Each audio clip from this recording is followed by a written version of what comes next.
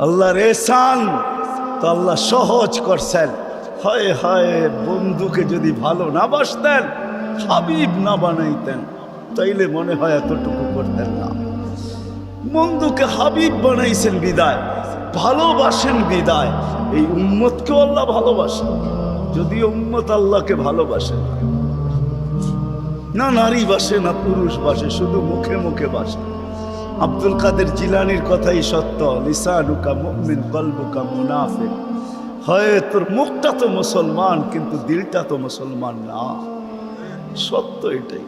আল্লাহকে ভালোবাসি, আল্লাহ তো এই উম্মতকে ভালোবাসে। ভালোবাসা দেখানোর সময় নাই, 1 ডজন না 100 ডজন দেখা যায় আল্লাহ এই উম্মতকে কত ভালোবাসে, কত ভালোবাসে।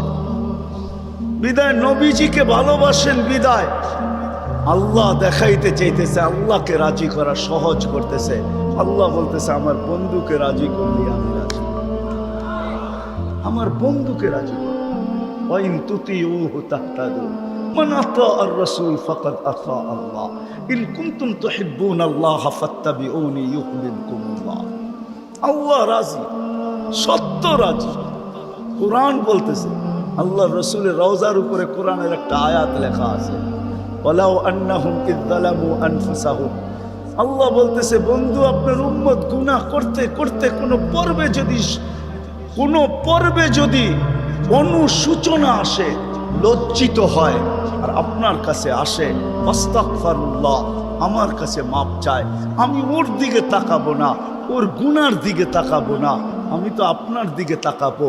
আস্তাগফারা লাহুর রাসূল, আপনি পক্ষে যাইতে দেরি, আমি মাফ করতে দেরি করি।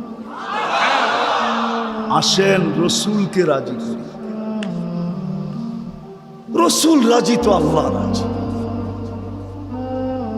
যদি চাই এই ছোট জীবনটা কেক কাটা ছাড়া সুখের বানাইতে, আর যদি চাই যে না বস্তু দিয়ে আমি সুখের বানাবো, আজ পর্যন্ত কেউ বানাইতে পারে না, পারবেন না। যদি সুখই অর্থ মানুষকে দিত, তাহলে বিত্তশালীদের জীবনের পর্বে আইসা বিচ্ছেদ কোনোদিন হতো না। গরিবরা তো কয় তোর কাছেও কিছু নাই, আমার কাছেও কিছু নাই, চল জীবনটা এক মশারির নিচে কাটায় দেই। আর যাদের কাছে বান্ডেল আছে, ওরা বেশি দিন এক মশারির নিচে থাকে না।